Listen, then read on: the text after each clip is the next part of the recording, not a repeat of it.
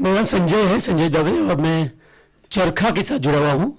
चरखा एक development communication network है, और हम लोग कहते हैं कि पत्रकारिता करते हैं, लेकिन जब पत्रकारिता कहते हैं तो लोग थोड़े ऐसे हो जाते हैं कि पत्रकारिता, तो हम फिर कहते हैं कि पॉजिटिव जर्नलिज्म करते हैं। हम लोग सकारात्मक पत्रकारिता करते हैं।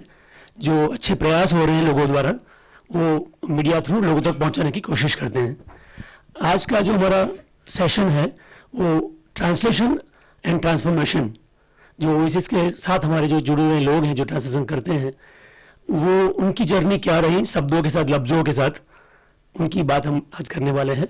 मैं शिबाबेन, तरुबेन और बिरेन भाई को इनवाइट करता हूँ कि वो आए और आगे सेशन चलाएं, प्लीज़। Thank you.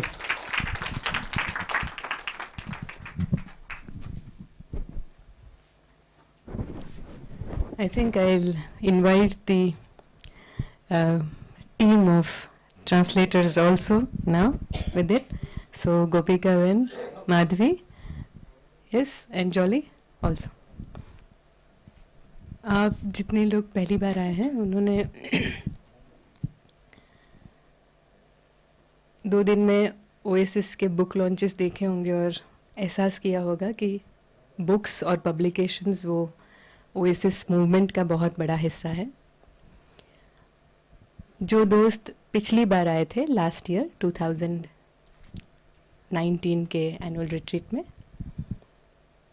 उन्होंने ये वो सेशन अटेंड किया होगा जहाँ पे हमने Oasis publications cross century, that is 100 books publish की, and still it is going on. That was a very big feat जो 2019 में हमने अचीव की। आपको बैकग्राउंड देने के लिए, ओएसिस अलग अलग प्रोजेक्ट्स और प्रोग्राम्स करते हैं, उसके साथ साथ we are self publishers also, in the sense हम अपनी ही किताबें खुद पब्लिश करते हैं, क्योंकि किताब एक बहुत उम्दा वो प्लेटफॉर्म है, it's a instrument and a tool कि बहुत सारे लोगों तक, जहाँ तक हम प्रोग्राम से पहुँच नहीं सकते, वहाँ पे बुक्स और पब्लिकेशन से हम वो विचार को पहुँचाने की एक कोशिश करते हैं। और उसी कोशिश को पिछले साल एक बहुत बड़ा बूस्ट मिला जब संजीव भाई की जो आध्यात्मनी शोध इन सर्च ऑफ स्पिरिचुअलिटी, अब जो बुक थी, जब गुजराती में वो प्रिंट हुई तो वो किताब के बारे में बहुत सारे अच्छे रिव्यूज़ आए और बहुत सारे लोगों ने ये सजेस्ट किया कि ये किताब, जैसे आज रमन मैडम ने कहा कि ये बात आप जो कह रहे हैं वो पंजाबी में होना चाहिए। और वैसे क्योंकि ओएसिस का स्कोप भी एक्सपांड हो रहा था, गुजरात से बाहर हम कर्नाटका में भी काम कर रहे थे, बॉम्बे में काम करते थे, कश्मीर में हमारा काम शुरू हुआ था, तो सभी जगह अब ज़रूरत महसूस होने लगी कि गुजराती के अलावा भी हम दूसरी भाषाओं में वो पुस्तक को हम पब्लिश करें। एंड एट ओएसिस यूजुअली हम कोई भी नया काम शुरू करते हैं तो वो ऐसे नहीं करते, कुछ अंदर चैलेंज, कुछ एडवेंचर हो, कोई ज़्यादा मीनिंग अचीव हो, उसकी कोशिश हमेशा करते हैं। तो इवन दो सेल्फ पब्लिशर्स हैं, हम कोई भी भाषा में किताब पब्लिश कर सकते हैं, फिर भी एक सोच आई कि अगर माने जैसे हम खुद करते हैं उससे उसमें क्या इतना बड़ी बात है, अगर बहुत सारे लोग जो पब्लिशर्स ऑलरेडी हैं वो भी अगर इस मुहिम में ज्वाइन होते हैं तो बहुत सारे दोस्त हमें नए मिलते हैं, जो लोग हमारा ये काम बांटते हैं, शेयर करते हैं, जो ऑलरेडी इस्टेब्लिश्ड पब्लिशर्स हैं। तो वो एक नया एडवेंचर था और आई think I feel very fortunate कि वो मैं इतने साल तक कभी मैं प्रोडक्शन टीम में, मैंने पब्लिकेशन के प्रोडक्शन टीम का हिस्सा नहीं थी, मगर ये नया जो काम शुरू हुआ कि अलग अलग क्षेत्र में, अलग अलग भाषाओं में, अलग अलग पब्लिशर्स, रीजनल पब्लिशर्स के साथ हम नेटवर्क करें, सिनर्जी करें, उस काम को जब मैंने हाथ में लिया तब विदाउट एनी बैकग्राउंड, शायद आई थिंक दिल में सिर्फ ये एक जो हमेशा फीलिंग थी कि दुनिया में अच्छाई है और अच्छे सच्चे लोग हमेशा होते हैं, शायद हम देख नहीं पाते, उन तक पहुंच नहीं पाते। And I think every oasis adventure has always proven कि ये बात सही है, वो भले कश्मीर की बात हो कि कोई भी नया प्रोजेक्ट ऐसा शुरू किया है, और अगर दिल में ऐसी फीलिंग होती है कि if we approach that work with that eyes, that दुनिया में बहुत अच्छे अच्छे लोग हैं, तो मिल जाते हैं। और इसी तरह से हमने ये नए प्रोजेक्ट में कदम रखा था। और लास्ट ईयर जो लोग थे उनको ये पता होगा कि हमने पहली हिंदी बुक अध्यात्मनी शोध में आज ये गुजराती बुक है उसको हमको प्रभात प्रकाशन करके दिल्ली में जो प्रकाशक है पीयूष कुमार, बहुत ही उम्दा इंसान, इतने अच्छे इंसान, क्योंकि आपको ये हमारी जो पूरी प्रोसेस है पब्लिशिंग की, वो हम ऐसा नहीं है कि कोई पब्लिशर को बोला कमर्शियल टर्म्स डिसाइड किए, ऐसा ओएसिस ने कभी काम किया भी नहीं है।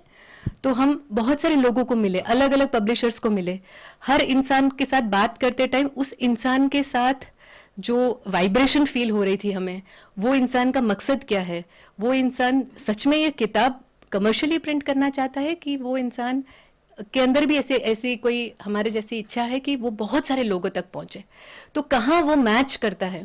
तो हम जैसे जैसे बुक की बात करते जाते हैं वैसे एक मूवमेंट की बात होती है लोगों के साथ, और उसमें से हम सबसे जो नज़दीक हमारा जिसमें लाइक माइंडेडनेस फील होता है उस इंसान के साथ हम काम लॉन्ग टर्म काम करना पसंद करते हैं। Fortunately we got Piyush Kumar ji ये प्रभात प्रकाशन के, और उन्होंने हमारी पहली किताब ये वाली लास्ट ईयर हमने वो यहाँ पे लॉन्च की थी।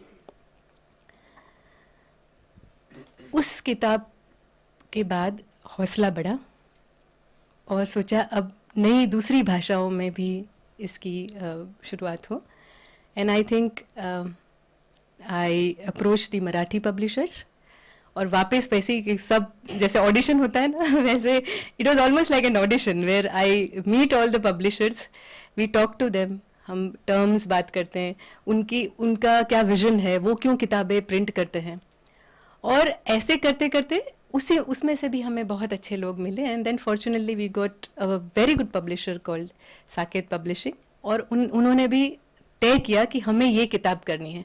अब आपको ये भी बताना है कि पब्लिशिंग एक कमर्शियल फील्ड है, और लोग जो बुक बिकती है वो बुक प्रिंट करना पसंद करते हैं, और वो भी इट इज़ फेयर बिकॉज वो इतना इन्वेस्ट करते हैं। मगर जो किताब लेकर मैं जा रही थी वो बिकने वाली किताबों में से, ऐसी किताब नहीं है कि चलो कोई कहानी है, फिक्शन है, बिक जाएगी, क्राइम थ्रिलर है तो बिक जाती है, मगर ये, और वो भी पहली बार किसी को जब मिलते हैं, तो एक मुश्किल किताब जब लेके जाते हैं तो किताब की बात होती है, उसके विचार की बात होती है, उस इंसान को वो किताब समझने में जो उनको कितनी आसानी हो रही है, वो समझ पा रहे या नहीं, तो उससे हमें ये पता चलता है कि वो लाइक माइंडेडनेस वो सिंक है कि नहीं। And I was so happy to know कि मुझे वो वैसा एक एक्सप्लोरेशन करते करते मराठी फील्ड में भी वो पब्लिशर्स मिले, और जब उन्होंने हाँ बोला तो और इतनी हिम्मत बढ़ी कि हमको लगा कि अब बंगाली है, वहाँ भी कोशिश करके देखते हैं। And I think I must thank Taruben for our help in the process. I did wish, मैं बहुत कोशिश कर रही थी कि वो सारे पब्लिशर्स यहाँ पे आ पाए, मगर यही वक्त है कि सभी जगह देश में भी वर्ल्ड बुक फेयर और सब बुक फेयर का वक्त है, उनके लिए भी उतना ही मुश्किल वक्त है ये दिनों में आना।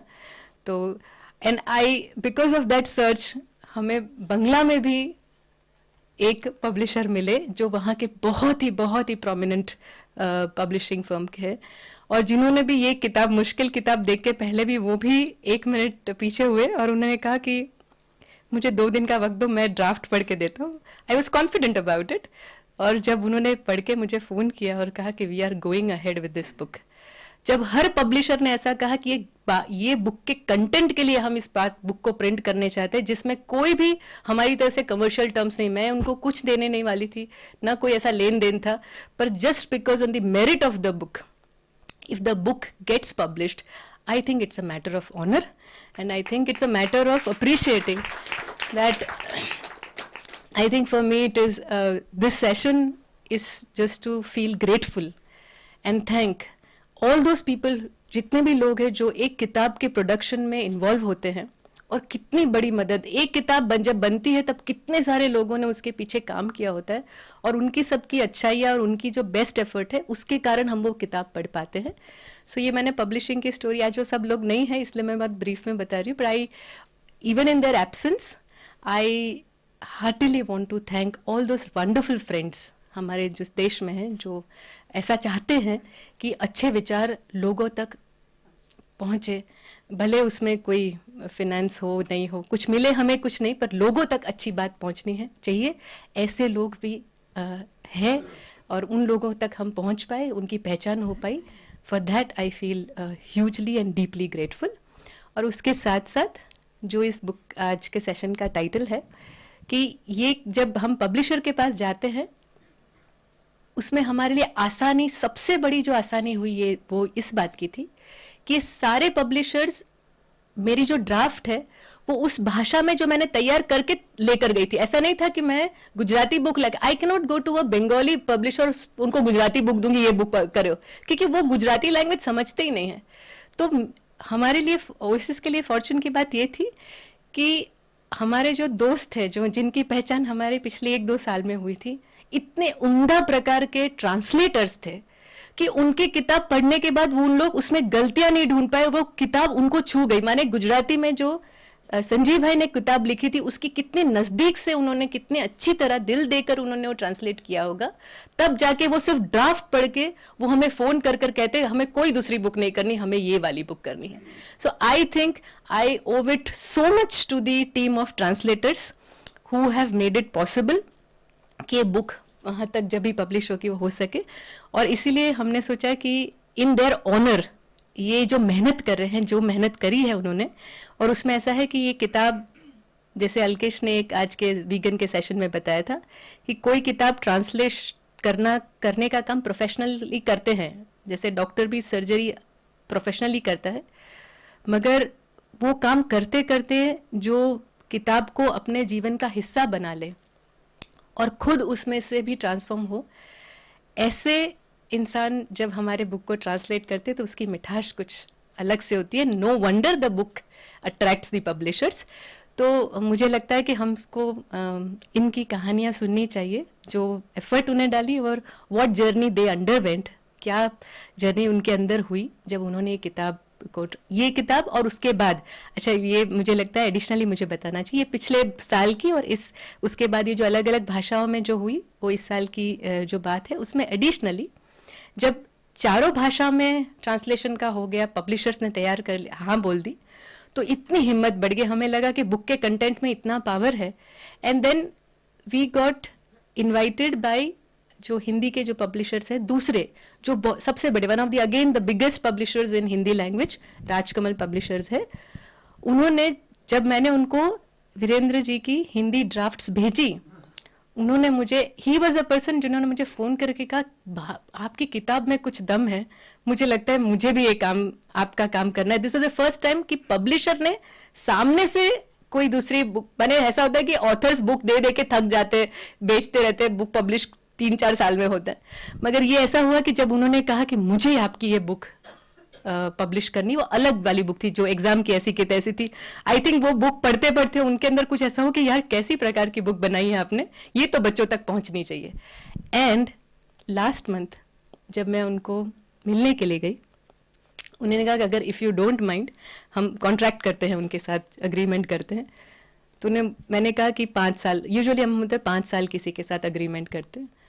उन्होंने हमारी बच्चों की सब बहुत सारी बुक थी, एग्ज़ाम की ऐसी की तैसी, रिजल्ट की ऐसी की तैसी, वो जो माफ़ी पत्र है, लिखित अंग है, बच्चों ने जिसमें टीचर्स के साथ का अनुभव शेयर किया है, वो सब किताबों का लिस्ट देखा, कुछ किताबों का ड्राफ्ट देखा और कहा इफ़ यू डोंट माइंड, ये अग्रीमेंट में 5 साल लिखा वो टर्म कैंसिल कर दूं, इसको अनलिमिटेड रख देते हैं। तो मैंने कहा हाँ सर, आप जैसे कहिए, आपको मैंने, it is your choice. He said Shiba, I want to work with you long term, we want to work always with you, और आप इसकी फिक्र मत करो कि कितनी बुक्स आपको करनी, जितनी भी बुक्स आपको करनी हो पब्लिश, उसकी फिक्र मत करो, I am ready to do the books with you. I was so happy and so grateful and humbled because they are all big publishers. मुझे किसी ने पहले ही कहा था कि 3 साल से हमारी बुक वहाँ पे पड़ी, अभी तक प्रिंट नहीं हुई है। सॉरी। ओके, तो मैंने ऐसा सोचा कि वो इंसान आज बोलते मुझे 3 महीने का वक्त दो, मैं आपकी 10-10 बुक्स मुझे दे दो, एक साथ में प्रिंट करके इसको बच्चों तक पहुँचाना चाहूँगा, और ये मेरी खुशकिस्मती होगी। सो आई थिंक दिस ऑल, ये सारे इंसिडेंट्स हमें और भी हम्बल बनाते हैं कि जो भी दुनिया में अच्छा होता है उसके पीछे कितने अच्छे लोग जुड़ते हैं, तब जाके अच्छा काम होता है. So in the same sequence I think सबसे पहले मैं वीरेंद्र जी का थैंक यू कहना चाहूँगी, बिकॉज हिंदी बुक्स के पीछे का जो भी मैजिक हुआ है पब्लिशर्स की आंख में, वो इनके ट्रांसलेशन के कारण हुआ है. And I feel I owe it to him so much. और मैं और संजीव भाई हमेशा वीरेंद्र जी के बारे में ऐसी बात करते हैं कि he is not just a translator, he is such a good human being. इतने अच्छे इंसान है, इतने शालीन इंसान है वो. और आई थिंक उनके पास जो एनर्जी है ना, वो कोई 20 साल 25 साल के उम्र के युवाओं को भी शायद शर्मा दे, क्योंकि वो अपनी बुक खुद ट्रांसलेट करते, खुद गलतियां निकालते, खुद प्रूफ रीड करते, और जब फाइनल ड्राफ्ट चला जाता है उसके बाद भी फोन करके कहते कि मुझे लगता है 1-2 गलती रही, वापस मंगा लो, मुझे और करेक्शन करना है. He doesn't stop at perfecting himself. तो मुझे लगता है कि इस उम्र में तो कोई ऐसा कहे कि चलो मैंने दे दिया, अब मुझसे नहीं होगा, बैठ जाएंगे. No, he is never done that. इतनी स्पीड से उन्होंने काम किया, which we have sometimes we have failed to match it, but he has never failed to give it on the deadline. So I must thank you so much, because he always makes me feel humbled about it. So चलिए वीरेंद्र जी. नमस्कार.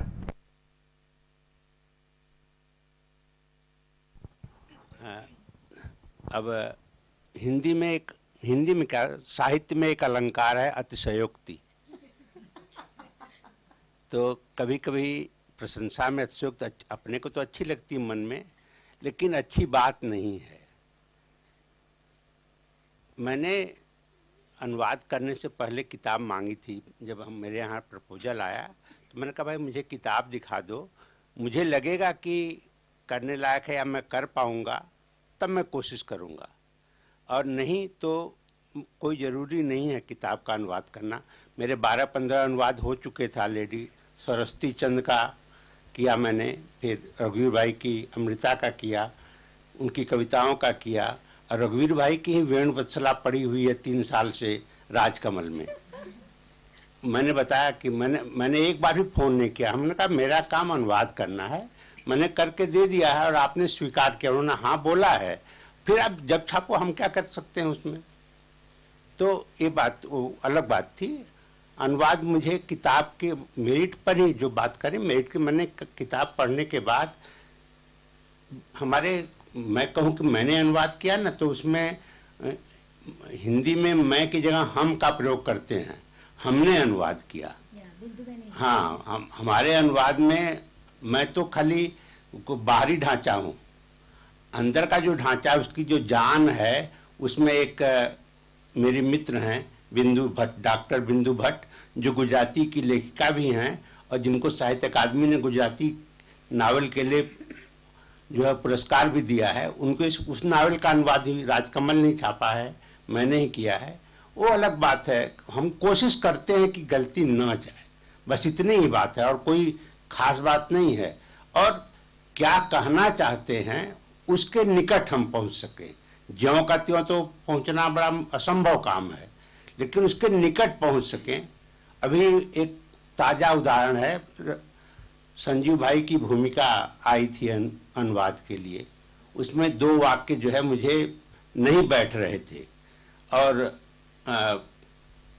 तुरंत भेजना था. मैंने हाँ भी बोल दिया था कि मैं करके भेज देता हूँ. 3 पेज कितनी देर लगती है, 1 दिन का काम है ज़्यादा से ज़्यादा.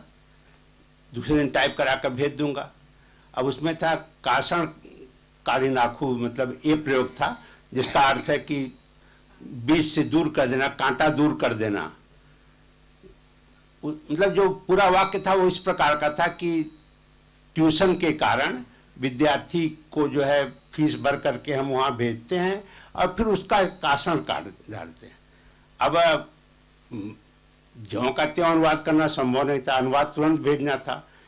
इडियम्स खोजे, नहीं मिले, तो फिर मुझे एकाएक मतलब इंट्यूशन हुआ कि ये सूली पर चढ़ा दो. माँ बाप उसको सूली पर चढ़ा देते हैं. हाँ, तो एक मतलब कोशिश करने के बाद थोड़ा बहुत कुछ मिलता है. लेकिन अनुवाद का काम अलकेश भाई हैं, उनसे मैं माफ़ी मांग लूँ. जितना बोल रही हैं मैडम कि इतने विनीत हैं, हमारी आवाज़ जो है अलकेश भाई इस बार सुने हैं. असल में क्या होता है कि हमारे कमिटमेंट, मैं अपना मानता हूँ कि हाँ बोलो तो उसमें पूरा करो। अब एक के बाद एक आप दूसरा सौंपते जाएंगे तो अब तकलीफ पड़ जाती है। तो मैंने इस बार एक बार अलकेश भाई कहा भी यार कि इस बार तो आपने मुझे फंसा दिया। हाँ, इस तरह का सब प्रयोग मैंने किया था और मेरे मन में जो था वो मैंने कहा। ऐसा मैं नहीं कह रहा हूँ कि मैंने गलत कहा कि सही कहा। मैं विनीत नहीं, मैं आप जैसा ही मेरी तकलीफ क्या है कि मैं झूठ बोल नहीं सकता और सच बोलना कभी कोई रोक लेता हूँ, नहीं बोलता हूँ, लेकिन हर बार नहीं रोक पाता हूँ।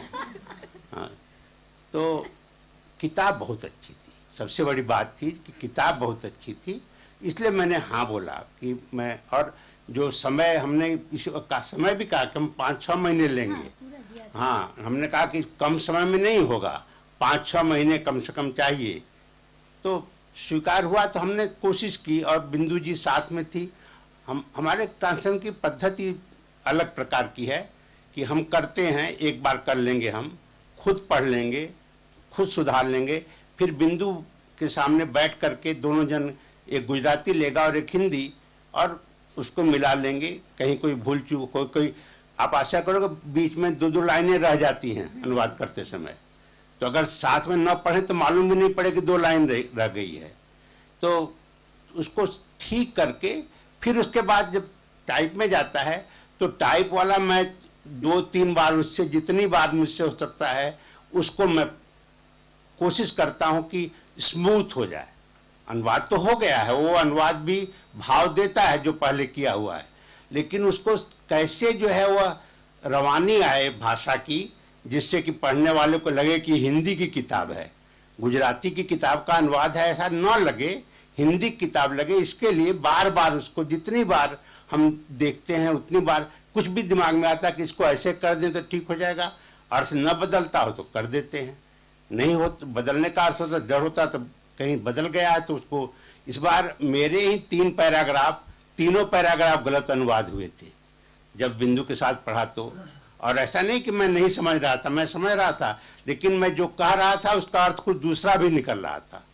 जैसे आज किसी बच्ची ने अनुवाद किसी चीज़ के बारे में कहा था, वो जो विशेषण है वो पहले रखा था, अब वाक्य रचना मैं भूल रहा हूँ, इसी सत्र नीचे वाले सत्र से। तो मैंने एक, अच्छा, उसमें वाक्य रचना में हो गया कि जो विशेषण आ गया पहले, इससे वो दूर हो गया संज्ञा से, तो उसका अर्थ दूसरा भी निकल जा रहा था। तो ऐसा कहीं है तो हम बदल लेते हैं। तो कोशिश हमने की है, बस मैं प्रशंसा से मुझे बड़ी तकलीफ होती है, इसलिए मैं इतना बोल रहा हूँ, नहीं तो मैं तो इतना बोलता भी नहीं हूँ। मेरा काम करना है, और मैंने कहा है कि मैंने शुरू से कहा कि कोई अच्छा काम होगा। पिछली बार हम लोग जब यहाँ से निकले तो 2 किताबें, बुकलेट, जो सारी किताबें दी थी, और बात चल रही थी कि इसका बहुत महत्व है अपने आंदोलन के लिए, ओसिस मूवमेंट के लिए। मैं घर जाकर के 10 दिन में मैंने दोनों किताबें अनुवाद करके भेज दी। ऐसी की तैसी। हाँ, ऐसी की तैसी, शिक्षा मतलब वो परीक्षा की ऐसी की तैसी और शिक्षा की ऐसी की तैसी, रिजल्ट की ऐसी की तैसी।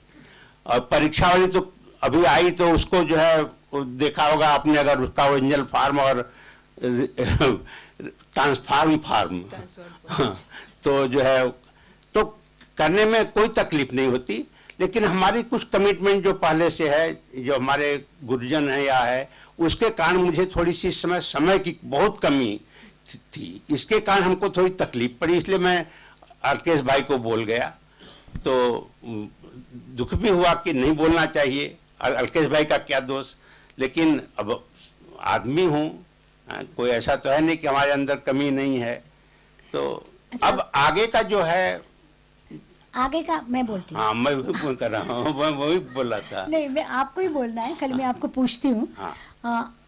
अभी बात तो हो गई आप काम कैसे करते हैं, और हाँ, आपको हाँ, बहुत प्रशंसा प्रिय नहीं है। हाँ, सुनाई देता? हाँ, हेलो, ओके, एक मिनट चालू है, चालू। हाँ ना, आई वांट टू स्पीक। हाँ, तो अभी आपको ये ट्रांसलेशन करते वक्त आप हाँ आपने जो अनुभव किया है, ट्रांसफॉर्मेशन तो मैं नहीं बोलूंगी, मगर what ever changes that you have found in yourself और आपको अब अच्छी बात लगी है, वो शेयर करिए सबके साथ। जब मैंने शीर्षक देखा ना, ट्रांसलेशन एंड ट्रांसफॉर्मेशन, मैंने कहा मेरी अब उम्र ट्रांसफॉर्मेशन की नहीं है, इसलिए जो है उसके बारे में मुझे बोलना चाहिए या नहीं, सवाल ये भी था। लेकिन मैं इतना तो समझता हूँ कि मेरी में भी जो कमियां हैं उस पर भी वो चीजें तो लागू होती ही है ना, तो वो चीजें तो बदली जा सकती हैं ना। तो जो पहली किताब थी, मैं किताब वाइज बात कर दूं कि अध्यात्म की शोध में मैं उसको एक मनोविज्ञान की किताब मानता हूं। अध्यात्म के बजाय आप मनोविज्ञान, और अध्यापक होने के नाते 2 बार ट्रेनिंग में मनोविज्ञान के पेपर का इम्तिहान देने के कारण, या शिक्षा मनोविज्ञान खासतौर पर बाल मनोविज्ञान, दो विषय हमने एजुकेशन में पढ़े हैं, और उस दिया था तो कोई बहुत सी चीजें हमारी पहले से जानी हुई थी, लेकिन उसको जिस ढंग से प्रस्तुत किया गया था, वहां पर प्रस्तुत करने का जो ढंग था कि वो सामान्य व्यक्ति भी उसको समझ सके, ये बहुत महत्वपूर्ण बात थी। और कुछ चीजें मुझे जो क्लियर नहीं होती थी वो थोड़ी क्लियर हुई। और जब मैं इस शिक्षण परीक्षा वाली जब किताब का कर रहा था, तब मुझे पहले तो मुझे भी गुस्सा आया कि ऐसी भाषा इस्तेमाल करने की क्या जरूरत है। हम लोग गुजराती में एक शब्द है चोखलिया, और उसका व्यंग में जो प्रयोग करते हैं कि मतलब कि है तो गंदा आदमी लेकिन बोलता ऐसा है कि जो है बहुत अच्छा है, तो उस चोखलिया से भाषा जो है ज्यादा अच्छी है। अभी आज सुबह कोई पूछ रहा था प्रश्न कि इसका नाम ऐसा क्यों रखा गया, ऐसी की तैसी। तो ऐसी की तैसी हम अंदर से जो है जो कमी है उसको छिपा करके चले, उससे अच्छा है कि हम उसको जो है जाहिर करें और सबके सामने कहें, ताल ठोक कर कहें कि ये गलत है। तो मुझे वो भाषा पसंद आई थी, इसलिए मैंने उस भाषा के आधार पर जल्द से जल्द हमने कहा और उसी भाषा में किया। मैं भी वैसे ही अध्यापक हूँ, जानते हैं अध्यापक का मतलब कि वो चाहे कुछ भी हो, उसके कुछ माइंड सेट इस प्रकार के होते हैं कि ऐसी चीज नहीं बोलनी चाहिए, ये चीज नहीं जाना चाहिए। अगर अध्यापक है तो सिगरेट नहीं पिएगा, अध्यापक है तो सिगरेट नहीं पिएगा, सीधी सी बात है।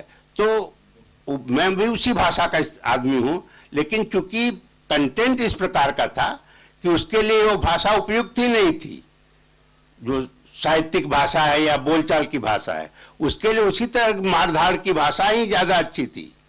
तो इसलिए उसको उसी तरह की भाषा में अनुवाद करना चाहिए, चाहे गुजराती में था तो जिस भाषा में, उसी के पैरेलल हिंदी में। तो अनुवाद का जो काम है वह हमें तो सम्मिलित तो करता है, लेकिन अब सवाल ये उठता है कि हम कितने ट्रांसफॉर्म होंगे। तो मैंने ये अनुभव किया कि किताब किसके लिए लिखी गई है, पाठक कौन है, उसका पाठक कौन है। तो मैं सबसे कम उम्र के पाठक के लिए जो किताब मैंने ट्रांसलेट की वह ये 2 पुस्तकों के शिक्षा के संदर्भ में थी। तीसरी मैंने ट्रांसलेट नहीं की, लेकिन प्रेम जो अभी छप रही है कि हाँ छप, क्योंकि अभी तुमने दिया ही है। तो प्रेम, अब उसमें जो लाइसेंस की बात है, जो किसी एक उसमें सेशन में था कि भाई शादी के लिए कोई लाइसेंस नहीं चाहिए, मोटरसाइकिल चलाने के लिए चाहिए लेकिन घर गृहस्थी बसाने के लिए लाइसेंस नहीं चाहिए। तो मुझे ख्याल आया कि हम लोग हमारी जब शादियां हुई तब हम 19-20 साल के थे, तो हम सारी किताबें खोजते थे कौन सी किताब पढ़ें। एक अच्छा है हमारे यहाँ उत्तर भारत में कि शादी के बाद 3 साल बाद या 5 साल बाद जो है वो लड़की आती है पति के घर, गौना होता है। तो चाहे वो किसी उम्र में हो, अब तो 25-30 में शादियां होने लगी, इसलिए तुरंत जाना पड़ता है।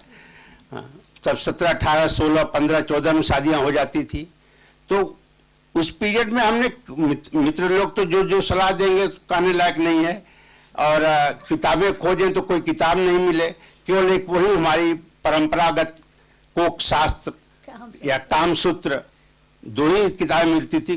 कामसूत्र का जो बिगड़ा हुआ वर्जन जो है वो कोक शास्त्र है। बाजार में 2 ही किताबें अवेलेबल थी। फिर हमने चूंकि पढ़ते थे तो किताबें मैगजीन्स तैयार, तो नर नारी मैगजीन्स हमारे समय में आती थी, उसके अंक मंगाए 10-12, और फिर डॉक्टर केवल धीर और फला जो है वो पॉकेट बुक्स में जो कुछ किताबें मिली उनको पढ़ा, फिर लग्न जीवन की समस्याएं उनको पढ़ा। यानी जो आदमी जागरूक है वो कहीं न कहीं से रास्ता तो खोजेगा। वो किताब हमको उस समय मिली होती तो हम कुछ सोचते, मतलब और चीजें सोचते। तो किताबें एक खास उम्र के लिए, वो किताब तो बिल्कुल एक खास उम्र के लोगों के लिए है। तो प्रेम वाली किताब बहुत अच्छी है, लेकिन हमारे लिए उसमें कोई काम की चीज नहीं थी। नहीं, ऐसा नहीं है। हमने अपने मित्रों को, हमारी शादी पहले हो गई थी, तो हमारे जो बाद के मित्र थे, लड़कियां या पुरुष, सबको हमने जो है कामसूत्र पढ़वाया था कि हम कहते तुम लोग पढ़ तो लो कम से कम, खाली जो सुनते हो वही नहीं है कामसूत्र। कामसूत्र बहुत कठिन किताब है, क्योंकि हिंदी अनुवाद साथ में है, इसलिए आप पढ़कर समझ लो। कोई चीज अवेलेबल नहीं है, हम जानना चाहते हैं तो कुछ तो चाहिए ना। तो सबसे ये जो कठिन तकलीफ मुझे पड़ी और समय कम की कमी महसूस हुई, वह थी सदियों ना शानपण। किताब मैंने संजीव भाई से भी कहा कि सर भाषा, इसमें आपकी भाषा कठिन हो गई है, आप उसे सरल लिखते हैं लेकिन इसमें आपकी भाषा भी कठिन हो गई है। तो मुझे कभी कभी ये भी लगा कि शायद बहुत ज़्यादा कम समय उनको भी मिला है, कम समय के दबाव के कारण भी भाषा जो है वह परंपरागत कठिनाई उसमें जो है आ जाती है। वो जब हम कुछ स्पष्ट नहीं होते तो हम उलझ जाते हैं, हम उलझ जाते हैं तो भाषा उलझ जाती है। अनुवाद में भी वही होता है। तो उसकी भाषा मुझे कठिन लगी, लेकिन वो इतनी महत्वपूर्ण किताब है कि उसके कोई न कोई कोटेशन, सारा सूत्र है, कोई क्रिएशन तो है नहीं, सारे सूत्र हैं। अनुवाद वो भी एक प्रकार से अनुवाद ही है। अब अनुवाद का अनुवाद जो है वह कितना सत्य से दूर होगा वो तो भगवान जाने। हम तो कोशिश करते हैं कि हम जिस भाषा से कर रहे हैं उसके नज़दीक रहें। तो कोशिश की है हमने, लेकिन अब उसकी रिपोर्ट क्या आती है मालूम नहीं। ये तो पीएचडी की थीसिस है, रेफरी के पास जाएगी तब पता चलेगा कि रेफरी ने उसको पास किया कि फेल किया। अब आजकल तो थीसिस का ये भी है कि हम रेफरी अपने मन का तय कर लेते हैं, पब्लिशर अपने मन का तय कर ले तो पास हो जाएगी। पब्लिशर अपने मन का होगा तो उसकी इच्छा होगी तो पास करेगा, नहीं तो नहीं पास करेगा। तो ये सारी चीज़ें हैं। इससे आप लोगों को ये चीज़ें हैं कि इसमें बहुत सी चीज़ें ऐसी हैं जो टीनेजर्स के लिए हैं, कुछ चीज़ें हैं जो मिडिल एज के लोगों के लिए हैं, और कुछ चीज़ें सबके लिए हैं, चाहे वो किसी एज में आप पढ़िए। जैसे शेक्सपियर वाली सदियों में शानपण, भले आप इसका कुछ अंश जो है प्राइमरी में पढ़े होंगे, कुछ हाई स्कूल में, जिब्रान की जो हाई स्कूल वगैरह में पढ़े होंगे, कहीं भी पढ़े होंगे, लेकिन जो है सबके लिए काम के आने वाली चीज है। तरुबेन, थैंक यू वीरेंद्र जी। सबसे क्षमा याचना के साथ जब बोल गया हूँ तो कोई बात नहीं, अभी वो पीला कार्ड वाली लड़कियां नहीं है। हाँ, दिखा दिया, दिखाया, दिखा दिया, अरे? दिखा दिया। क्या बात है, तो आपको शाबाशी देनी पड़ेगी भाई। हम तो ध्यान रखना पड़ेगा भाई। Okay, thank you. अभी हम ये एक बात पहले मुझे बतानी चाहिए कि मैंने तो कुछ अनुवाद नहीं किया है। Only thing I am the coordinator, क्योंकि ये सब जो अनुवादक हैं उनको ओएसिस के साथ जुड़ने में मैं निमित्त बनी हूँ। So that is one thing. Binduben Bhatt बहुत अच्छी लेखिका जो है गुजराती की, वो मेरी बहुत अच्छी मित्र भी है और उनके पास मैंने लिखवाया था, तो उस हिसाब से हमारी बहुत अच्छी दोस्ती भी थी। तो ये सबसे पहले मैंने उनको ही अप्रोच किया था, तभी तो वीरेंद्र भाई उनके थ्रू हमारे पास आए, और मतलब जैसे शिवा ने बनाया, एक से एक मिलते गए और बहुत अच्छी एक चेन बन गई। सो इसी तरह मराठी के लिए अभी हम लोग ढूंढ रहे थे कोई ट्रांसलेटर, तो 2-3 हमारे जो कॉन्टेक्ट थे उनको मैंने पूछा, दे आर वेरी बिजी और बहुत बड़े वो भी थे, मगर उन्होंने मुझे थ्रू एंड थ्रू माधवी से मुलाकात करवाई। फिर माधवी को हमने ये मराठी पुस्तक का अनुवाद का काम अलॉट किया, और वो भी माधवी, जब मैं फ़ोन से ही बात हुई थी, हम मिले नहीं थे, पहली बार मैं उससे यहाँ ओएसिस में मिली, मगर माधवी ने जो अनुभव किया है वो उसने थोड़ा कुछ तभी भी शेयर किया था, एंड आई एम श्योर कि माधवी आपने तो कुछ ज़्यादा ही महसूस किया है, so I think she will share it with us and it will be a real treat. नमस्ते सबको। पहली बार तो धन्यवाद सबको कि आपको अभी थोड़े ज़्यादा देर रुकना पड़ने वाला है, इसलिए क्योंकि 8:45 का टाइमिंग है और अभी 5 मिनट है और हम तीनों हैं, तो इसलिए मैं पहले से आपको थैंक्स बोलती हूँ कि आप, मुझे पता है आप रुकोगे। तो सबसे पहले जब तरुजी ने मुझे कहा कि ट्रांसलेशन एंड ट्रांसफॉर्मेशन ये टॉपिक है, तो मैं सोचने लगी कि ट्रांसफॉर्मेशन मतलब क्या, क्यों अनुभव तो बहुत सारा हुआ है, बट एक्चुअल ट्रांसफॉर्मेशन जो मेरे दिमाग में उस वक्त आया, तो मेरी एक फेवरेट प्रेयर थी कि पानी सा निर्मल हो मेरा मन, धरती सा अविचल हो मेरा मन। तो पानी सा निर्मल मन होना एक ट्रांसफॉर्मेशन है, मतलब हमारे यहाँ नदियाँ बहुत बहती है और हमारे मुंबई में भी ऐसी हालत है कि नदियाँ बहती थी, अभी उन नदियों में कचरा डाल डाल के उनका गंदा नाला बन गया है। तो नदी का ट्रांसफॉर्मेशन एक गंदे नाले में हुआ है, और अगर उस गंदे नाले को हमें वापस नदी में करना है तो इस बिगेस्ट एफर्ट्स उसमें लगाने पड़ेंगे। तो मैं ये समझ पाई उसमें कि जब मैं छोटी थी, तो मेरे ही नहीं बहुत सारे बच्चों की भी ये कहानी होगी कि हम जब छोटे होते हैं तो पानी जैसा निर्मल मन हमारा सबका होता है, लेकिन जैसे जैसे बड़े होते हैं तो आजू बाजू के वातावरण से, पेरेंटिंग से या स्कूल से या जहाँ जहाँ कहाँ से हमारे मन में जो जो विचार डाले जाते हैं, कंडीशनिंग की जाती है, वो कचरे जैसी होती है और उस वक्त हम कुछ नहीं कर पाते। जैसे नदी को हाथ पैर नहीं है, बोल नहीं सकते, वैसे वो भी हम भी लेते जाते हैं। लेकिन एक प्लस पॉइंट हमारे पास है कि जैसे जैसे बड़े होते हैं हम हमारे हाथ पैर चला सकते हैं, हम हमारा मुंह खोल सकते हैं, लेकिन बहुत बार वो भी बंद हो जाता है उस कंडीशनिंग की वजह से। तो हम कोशिश कर सकते हैं खुद कि हमारा जो अगर गंदा नाला बंद रहा है, अगर जब जिस वक्त हमें समझ आए उस वक्त हम कोशिश करके, किताबें है, मूवीज है, यहाँ ऐसे ओएसिस जैसे एनजीओज है, ऐसे बहुत सारे हेल्प्स हमें मिलते जाते हैं और उससे हम वापस नदी के तरफ हमारी जो दिशा है, जो शुद्धिकरण प्रक्रिया कहते हैं हम, कि क्लीनिंग जो होता है वो ऊपर ऊपर, अगर नाला है गंदा तो सफाई ऊपर ऊपर की तो वो साफ दिखेगा, लेकिन अगर उसको प्यूरिफिकेशन करना है, वो पानी वापस पीने लायक करना है, मतलब हमारा लाइफ किसी के काम आने जैसा है, तो उसको पूरा प्यूरिफाई होना चाहिए। तो ये सब मैं बोल पाई क्योंकि मेरे सदगुरु जी के साथ जो कांटेक्ट था, हमारे जो संस्था में हम काम कर रहे थे किताबों के लिए, तो उसके वजह से मैं काम कर रही थी और मेरा ऊपर ऊपर का क्लींसिंग हो रहा था, क्योंकि इन डेप्थ कैसे प्रैक्टिकली वो सब इम्प्लीमेंट करना है वो मुझे समझ में नहीं था, क्योंकि मैं छोटी थी उम्र में भी और इतनी समझ नहीं थी। और जिस वक्त मेरे पास ये किताब आई, वो थोड़ी सी बैकग्राउंड में बताना चाहूँगी, क्योंकि तो उसका इम्पैक्ट ज़्यादा आपको समझेगा कि मेरी फैमिली से मेरे ऊपर बहुत ज़्यादा प्रेशर था। मेरे घर में मेरे फैमिली के साथ अच्छे संबंध नहीं थे, मेरी फैमिली सिर्फ मेरी माँ थी। बचपन में मेरे पापा अलग हो गए थे और वो सब जो ब्लेमिंग था वो मेरे ऊपर आया था, कि ऐसे बोला जाता है नॉर्मली, वो उनका अनअवेयरनेस होगा, मैं ऐसे नहीं कहती, उनको ब्लेम नहीं करना चाहती अभी, क्योंकि मैं अभी सीख रही हूँ, पर उनको वो नहीं ध्यान में आया। उनको ऐसा लगा कि ये बेटी हमारे घर में पैदा हुई, इसकी वजह से ये सब मुश्किलें हमारे घर में हो रही है। तो मुझे बचपन से ये बताया गया था कि तू जिंदा रहने के लायक नहीं है, you should not live, you have to die. और बहुत मेरी माँ का इतना ये नहीं था, लेकिन नानी बहुत करती थी और माँ उसके सामने कुछ बोल नहीं पाती थी और कभी कभी वो उनके साथ मिल जाती थी। तो बहुत बार मुझे सुनाया जाता था कि तू जिंदा रहने के लायक नहीं है, तुझे पापा नहीं है, तुझे ये नहीं करना है, तुझे वो नहीं करना है।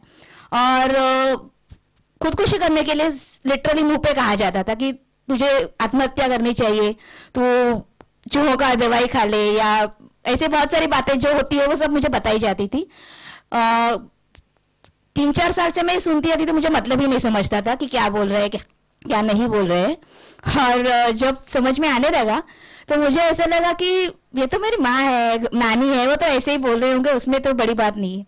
लेकिन वो सुन सुन के जो हम बोलते हैं ना कि ब्रेन वॉश होते जाता है, तो मैं मानने लगी कि हाँ यार, सच में अगर मेरी वजह से मेरी माँ है मेरी और उसको इतनी तकलीफ हो रही है, तो मैं जिंदा रहने के लायक है ही नहीं, मुझे मरना ही चाहिए। लेकिन हिम्मत नहीं थी। लेकिन धीरे धीरे उम्र बढ़ गई तो हिम्मत भी आ गई, और 10th में मैंने एक अटेम्प्ट भी किया, लेकिन बच गई, मिराकलसली बच गई। कुछ नहीं हुआ मुझे, कुछ भी नहीं हुआ, किसी को पता भी नहीं चला। फिर 12वीं में जो मैं आई तो मेरे सदगुरु जी से मेरी मुलाकात हुई, और उन्होंने मुझे ऐसे बोलते ना वार्निंग दी कि कुछ भी हो जाए तुझे आत्महत्या की कोशिश नहीं करनी है। तो इसलिए मैंने वो एक्सेप्ट किया। उन्होंने मुझे बहुत समझाया, ये किया, उनकी कोशिश बहुत अच्छी थी, उन्होंने मुझे उसके बाद भी बहुत प्रेर थे, लेकिन जिंदा रहने की जो ख्वाहिश है वो मुझसे मर गई थी। मैंने उनको भी कहा कि आप कहते हैं इसलिए मैं जिंदा रहती हूँ, लेकिन मुझे जिंदा रहने में कोई इंटरेस्ट नहीं है। और वो कब तक, जब तक ये किताब मेरे पास आई तब तक भी मेरी वही थी। मैं जो जो काम करती थी, प्रेयर्स करती थी, मंदिर में जाती थी, प्रदक्षिण डालती थी, पूजा पाठ करती थी, या जो जो सत्कर्म करती थी, काम सेवा का जो भी, एक ही हेतु से करती थी कि मुझे जल्द से जल्द मौत आ जाए। मतलब मैंने एक बार ऐसे भी किया है कि अथर्वशीर्ष होता है, स्तोत्र है गणपति का, वो बोलते हैं गणपति के मंदिर में प्रदक्षिण डालती कि मुझे कैंसर हो जाए, कि जल्दी कैंसर हो जाए तो मैं जल्दी मर जाऊंगी। इतना मैंने मौत का ये मतलब जो चाहते हैं ना जिंदगी, वैसे मैं मौत चाहती थी, कुछ भी हो जाए लेकिन मुझे मौत आ जाए। और वो नहीं आ रही थी। और 2015 में मेरे सदगुरु जी भी गुजर गए, तो उसके पास में एकदम कोलैप्स हो गई कि अभी मुझे क्या करना है, अभी तो मुझे कोई गाइड करने वाला भी नहीं है। और घर में मेरे तब तक माँ से बहुत ज्यादा झगड़े हो रहे थे। मुझे वो समझ में आता कि मेरा गंदा नाला बन गया है, और मुझे ऐसा लगता कि अभी मेरे सुधरने के कोई चांसेस नहीं है। तो एटलीस्ट मैं ये तो करूं कि कोशिश फिर भी करती रहूं जब तक मौत नहीं आती है। और मैंने माँ से मेरे वो जो बोलते हैं ना रिबेलियस, वो जो और बढ़ा दिया, और उनको मैंने रिस्ट्रिक्ट करने लगे कि मुझसे ऐसी बात नहीं करनी, ये नहीं करनी। और इतने में आउटबर्स्ट मेरा होने लगा, जैसे बोलते हैं ना कि नदी को बाढ़ आती है, जो पानी बहने को जगह ही नहीं है तो कहाँ जाएगी। तो गुस्से में आकर मैंने मेरे माँ को झापड़ भी लगाया है, और एक दो ही 4-5 लगाए हैं कि मुझे मेरी बाप से गालियां नहीं देनी है आपको। तो इतना बड़ा आउटबर्स्ट होने के बाद भी मुझे बहुत ज्यादा गिल्ट कॉम्प्लेक्स था कि फिर भी वो अंदर से तो ऐसे लगता है कि माँ है और मैं ऐसे कैसे बर्ताव कर रही हूँ। तो मैंने सोचा नहीं, अभी तो मुझे कुछ भी करके घर छोड़ के जाना है, नहीं तो मैं गुस्से में कुछ भी कर बैठूंगी। और मैंने ऐसे ठान लिया कि मैं नर्मदा परिक्रमा को निकलती हूँ।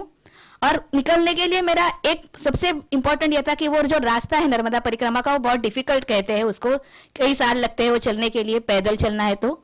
और मेरे दिमाग में ये था कि उस रास्ते में बहुत कठिनाइयां होगी।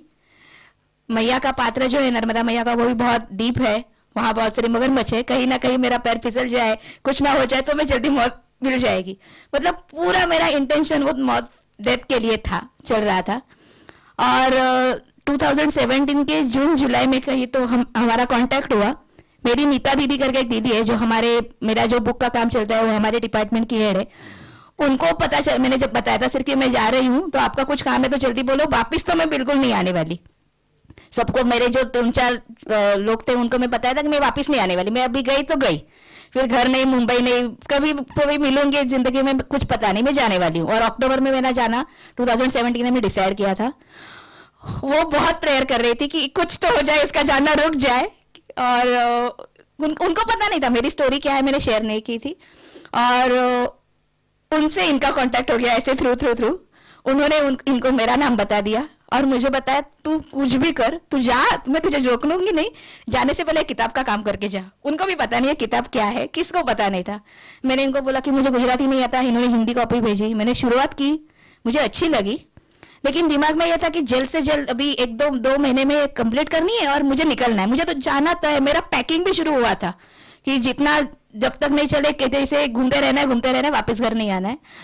और जब से मैंने काम करने के लिए किताब खोली तो संजीव भाई की जो प्रस्तावना है उसमें उन्होंने लिखा है कि ये किताब किसको पसंद आएगी, कि जिसको लगता है जीवन बहुत अमूल्य और दुर्लभ है। मैंने बोला अरे यार, मैं तो जिंदगी खत्म करने जा रही हूँ, ये क्या है, चलो जाने दो, जो भी लिखा है वो लेखक का है, मेरा क्या है। और उसके आगे मैं वो करती गई। वो किताब जिन्होंने पढ़ी है उनको पता है, जिन्होंने नहीं पढ़ी है वो पढ़ ले। मैं रिक्वेस्ट करती हूँ कि बहुत हायर लेवल की किताब है लेकिन हमारी जिंदगी बदल देती है वो किताब का काम करते करते। और वो कैसे हमारी इवोल्यूशन की किताब है वो, मतलब अध्यात्म की जो किताबें हैं वो नॉर्मली सब थियरी होती है, सिद्धांत होते हैं, लेकिन इन्होंने जो किताब लिखी है वो इंसान का जन्म कैसे हुआ, एक जीव, कहीं तो बैक्टीरिया हुआ, उसके अलगे हुए, फिर वनस्पति आई, फिर प्राणी आए, फिर बंदर हुआ, और ऐसे वो जो इवोल्यूशन है ना, वैसे वो उत्क्रांति की प्रक्रिया है अध्यात्म की, वो उन्होंने उस बुक किताब में दी है। तो सामान्य इंसान से वो आध्यात्मिकता के स्तर में कैसे जाता है और आध्यात्मिक हायर लेवल तक कैसे जाता है। तो जैसे पढ़ना शुरू किया तो उसमें एक बहुत अच्छा टॉपिक है हर पन्ने पे, अंतरात्मा की साक्षी से। तो हम खुद को इंट्रोस्पेक्शन करते हैं, सवाल पूछते हैं। मैं पूरा ज्यादा नहीं बता सकती, लेकिन मैं ये बता सकती हूँ कि उस किताब के हर पन्ने के हर शब्द में, हर वाक्य में, हर इसमें मैं बहुत ज्यादा रही हूँ। कुछ कुछ वाक्यों में तो मैं ऐसे ये कैसे लिख सकते हैं, ऐसा ये हो ही नहीं सकता है, कुछ भी लिखते हैं इससे करते। मैंने मन ही मन उनसे झगड़े भी किए हैं, क्योंकि वो टोटल अपोजिट है। हम दोनों टोटल अपोजिट कैरेक्टर मुझे लग रहे हैं कि लेखक और अनुवादक दोनों का सुसंवाद होना चाहिए, हार्मनी होनी चाहिए, लेकिन यहाँ बहुत डिसहार्मनी हो रही थी, क्योंकि वो जिंदगी के बहुत चाहते हैं, मैं जिंदगी को बिल्कुल नहीं चाहती हूँ, तो हो ही नहीं सकता वो पॉसिबल। लेकिन वो करते करते जैसे मेरा इंट्रोस्पेक्शन और बढ़ता गया, आदत थी किताबों से सीखने की बचपन से, क्योंकि घर में कोई बताने वाला नहीं था, तो किताबें ही मेरे बहुत अच्छी गुरु थी उससे। तो जैसे जैसे वो काम करती गई, बहुत सारे झगड़े भी, मतलब कभी कभी तो ऐसे होता था कि एक पन्ना है, ज्यादा से ज्यादा आधा घंटा, पौना घंटा, 1 घंटा वो 2 साइड ट्रांसलेट करने के लिए, उनके लिए मैं कभी कभी 2 हफ्ते लेती थी। मतलब मैं किताब एक पैराग्राफ करने गई, बिल्कुल नहीं, बहुत रोने लगी, पूरा मेरा पास्ट ये सब मुझे, मेरे पैराडाइम सब मुझे, नहीं ये ऐसे नहीं, ऐसे नहीं करके गुस्से में आके वो किताब फेंक देती थी लिटरली, और नहीं करना है मुझे। और फिर कुछ दिन बाद खुद से डील करते करते बोले यार उनको कितना बुरा लगेगा, उन्होंने मुझ पे इतना भरोसा किया है तो कैसे छोड़ दूं। ऐसे करते करते वापस मैं उस काम पे लग जाती थी। मैंने उनको कहा था, मुझे याद है, मैं 2 महीने में करके दूंगी, क्योंकि मुझे नर्मदा परिक्रमा में जाना है। और मैं इतना कॉन्फिडेंटली उनको कहा था, क्योंकि मुझे कहते उसमें क्या है, ऐसे लगा था उस वक्त। लेकिन वो करते करते मेरी जो हालत खराब हुई है, बहुत खराब की आपके किताब ने मेरी हालत। लेकिन वो उस किताब ने मेरा वो जो मौत के लिए जाने का डिसीजन था वो रोक दिया, और मैंने ये डिसाइड किया कि मैं जाऊंगी, घर से निकलना है वो इम्पोर्टेंट है, लेकिन डेथ के हिसाब से नहीं जाऊंगी। डेथ की ख्वाहिश खत्म हुई ऐसे नहीं बोल रही हूँ, लेकिन वो निकलना जो था वो रुक गया। और मैं यहाँ ही एक आश्रम में 1 महीना रहने के लिए आई, और वहां से यहाँ आई। तो अध्यात्म की खोज में ये किताब मेरे लिए एक ऐसा गिफ्ट है कि यहाँ जो मैं आश्रम में आई थी, वहां से मैं वापस नहीं जाने वाली थी। उस किताब की वजह से मैं वापस घर गई, और अभी आपके सामने भी हूं। मुझे पता नहीं होता मैं कहाँ होती, मैंने लाइफ में कभी ड्रीम देखा ही नहीं है कि मैं क्या करूं, क्योंकि मुझे जिंदा ही नहीं रहना था।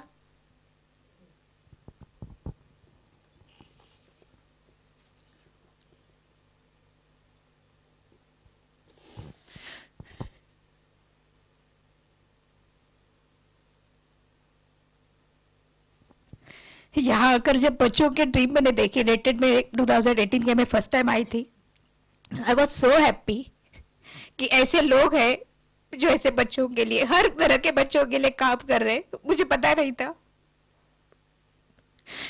मेरे जैसे बहुत सारे होंगे, मुझसे भी ज्यादा परेशानी झेलने वाले कितने ही सारे होंगे, और ये सब आप जैसे लोग उनके लिए काम कर रहे हो, ये देखकर मैं बहुत खुश हुई। और एक स्पिरिट आया बीच में कि अगर ऐसे लोग हैं तो मुझे रहना चाहिए, कुछ तो रहना चाहिए। और मैं घर वापस गई तो मैं और काम कर सकती हूँ, यहाँ रह के नहीं कर सकती हूँ, यहाँ नर्मदा परिक्रमा के तट पर भटकते हुए नहीं कर सकती, तो I had to go back. और उसकी वजह से मैं वापस गई। उसके बाद शिबा दीदी, संजीव भाई, वो सब ने मुझे एज अ फैमिली एक्सेप्ट किया, बहुत बातें हुई हमारी, उन्होंने मुझे बहुत सपोर्ट किया। 2 साल हुए। अभी मजे की बात यह है कि आप जैसे काम कर रहे हो उस किसी काम में मैं इन्वॉल्व नहीं हूँ, सिर्फ ट्रांसलेशन के काम में इन्वॉल्व हूँ, लेकिन उन्होंने मेरा हाथ नहीं छोड़ा। नॉर्मली ऐसे एक्सपेक्टेशंस नेचुरल आ जाते हैं कि हम किसी के लिए कुछ करते हैं तो रिटर्न की एक्सपेक्टेशंस होती है, मैं ना नहीं बोलती कि उनकी भी होगी, इट्स अ नेचुरल प्रोसेस, थोड़ा तो हो ही सकता है और होना भी चाहिए, क्योंकि वो अच्छा काम है और मुझे उसमें पार्टिसिपेट कर तो मेरा ही अच्छा होने वाला है, वो तो मैं भी जानती हूँ, लेकिन मैं नहीं कर पा रही हूँ। बहुत सारे पैराडाइम्स मुझे अभी समझ में आ रहे हैं। तो मैं ये कहना चाहूंगी कि अभी उसके बाद उन्होंने मुझे कोई किताब दी, मैंने उनसे बात की थी तो उन्होंने मुझे कहा, मैंने उनको कहा था कि मुझे मेरी माँ को क्षमा करनी है, ये मेरा है कि मुझे इतना पता चला है कि जब तक मैं मेरी माँ को क्षमा नहीं कर पाऊंगी तब तक मेरी स्पिरिचुअल ग्रोथ नहीं होने वाली। तो उसके बाद उन्होंने जो मुझे बेस्ट सजेशन दिया था वो तो जवाब मांगे छे जिंदगी। वो किताब पढ़कर तो मुझे पता ही नहीं था क्या है। उन्होंने मुझे थोड़ा उसका इंट्रो दिया था, लेकिन मुझे उसमें से क्षमा कैसे सीखनी है वो पता नहीं थी। लेकिन वो जैसे मैं करने गई तो क्षमाशीलता क्या होती है उसका थोड़ा सा अंदाजा आया। और उसके बाद मुझे जो गिफ्ट मिला है वो एल्क्री का, तो अध्यात्म की खोज की वजह से मुझे बहुत सारे गिफ्ट मिले, मेरी जिंदगी बच गई, जिंदगी मिली और बहुत सारा है। लेकिन अभी टाइम कम है तो मैं इतना ही कहूंगी कि मैं पता नहीं मेरा आगे क्या होने वाला है। मैंने ड्रीम देखना शुरू किए, जो मेरे कई जिंदा हूं तो जिंदा रहने की ख्वाहिश है तो ड्रीम देखा जाता है, तो मैं जिंदा रहना ही नहीं चाहती, इसलिए मैंने ड्रीम नहीं देखे थे। पर अभी मैं सोच रही हूँ कि मुझे आगे लाइफ में क्या प्लान करना है, फ्यूचर प्लानिंग क्या है मेरा, वो करना मैंने शुरू किया है। तो मेरे फ्यूचर देख रही हूँ। Thank you.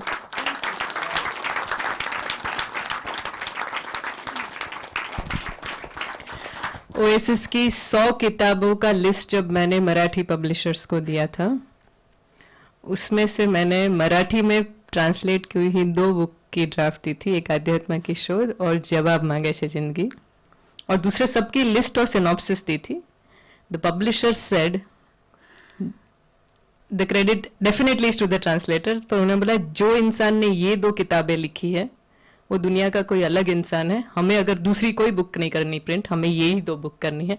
Thank you so much, because जिस दिल ने उसमें कितना सारा दिल डाला होगा उसने उस बुक में, I mean, you have to know that it is translator's life being put into that book. Only then this book could touch somebody who don't know us. हमको वो publishers जानते ही नहीं, एक मुलाकात एक across the table होती है, बात होती है, वो समझते हैं, एक बुक उनके पास जाती है, and it touches their life. So you made it happen. So thank you so much, Madhvi, through your life. So over to so next book हमारी इंग्लिश ट्रांसलेशन में जो बहुत बड़ा काम किया है और शुरुआत की है, आई वुड से, राइट। सो नहीं तो कहेंगे कि अतिशयोक्ति की है इसीलिए, मगर मैं आपको कह रही हूँ कि ये जो भी ट्रांसलेटर्स हैं वो they are not professionally working, they are kind of a family for us, they are all connected with hearts, दिल से करते हैं। मैंने बुक ऐसे ट्रांसलेट नहीं करते because they believe in that, they know what it means, और फिर वो काम करते हैं। तो इसलिए मैं कहती हूँ कि पुस्तक में फिर एक प्रकार की एक मिठास आ जाती है जो बहुत ऑथर के सबसे करीब होती है। And I am so thankful कि जब इनका ट्रांसलेशन का मेरे पास इंग्लिश का ड्राफ्ट आया था, मेरे को उसमें गलतियाँ, मुझे बहुत यूजुअली इंग्लिश में कोई भी ड्राफ्ट आता है तो मेरी आंखें एज अ प्रूफ रीडर पहले गलती रिजल्ट एग्जाम के जे बुक है रिजल्ट की ऐसी की ऐसी हर कोई भी ट्रांसलेटर देता है, because of years of journalist का या प्रूफ रीडिंग का जो भी आदत है, उसमें मुझे पहले गलतियां मेरी आंख में दिख जाती है राइटिंग में। This was the first draft that I received कि जिसमें मुझे ऐसा लगा कि गलतियां मैं ढूंढ नहीं पा रही थी। It went so well, and that was the kind of work that she does. I must thank her for that. And your story. You must have heard of Shobha Day. तो उन्होंने एक बार लिखा था, with due respect to Rekha ji, she is timeless, कि वो दिन में इतना टाइम she spends आईने के सामने in front of the mirror, so many makeup, so many treatments, so many masks, that वो अच्छी लगेगी, उसमें एक स्वाभाविक है, उसमें there is nothing new. तो मेरा भी कुछ ऐसा है कि मैं इतना पढ़ती हूँ, मैंने वर्ड्स मेरा डाइट है, तो मैं कुछ लिखूँ तो मेरी प्रोफेशन तो नहीं, लेकिन ओएसिस ने मुझे एक मॉरल रिस्पॉन्सिबिलिटी तो दी है कि जो मैं पढ़ती हूँ उसको एक चांस मिले कि जो वर्ड्स मेरे में है और वो जो बच्चों की जो व्यथा है और संजीव भाई जो उनको मौका देते हैं, उनका मैं थोड़ा छोटा सा योगदान भी दे सकूं तो एक बहुत अच्छी बात है। एंड संजीव भाई तो बहुत अच्छी किताब लिखते हैं, तो स्पेशली एग्जाम की ऐसी की तैसी, रिजल्ट की ऐसी की तैसी, तो we shared in the afternoon. अभी जो उनकी लिखित अंग है, I would request everyone to read it, क्योंकि वो जो कहते हैं ना, some stories need to be told, लेकिन ये ऐसी है कि some stories need to be told twice, क्योंकि पहले तो बच्चों ने उनको कहा कि उनके घाव में कुछ मरहम लगे, या जो कल हमने मेडिटेशन की बात कर रहे थे, ऐसा कुछ असर आए उनकी जिंदगी में, थोड़ा उनका फीलिंग वेंट आउट हो, वो है। और दूसरा, हमें उनकी स्टोरी दूसरे लोग तक पहुंचानी चाहिए। People like us, normal people like us. मैं रोज कितने बच्चे को मिलती हूँ, देखती हूँ, कभी मैंने ऐसा नहीं उनके बारे में देखा कि उनको ये भी होता है। अभी ना बिकम मोर सेंसिटिव। कोई भी बच्चा थोड़ा भी डिप्रेस रहता है, कुछ भी क्वाइट होता है, तो इवन इन माई फैमिली में उनको जाके पूछती हूँ वन ऑन वन, कभी टेक्स्ट मैसेज कर देती हूँ कि कल आप आए थे, थोड़े मूड नहीं था, वो यू टायर्ड। थोड़ी सेंसिटिविटी बढ़ गई है। और मेरे फ्रेंड्स के घर पे जो लोग छोटे छोटे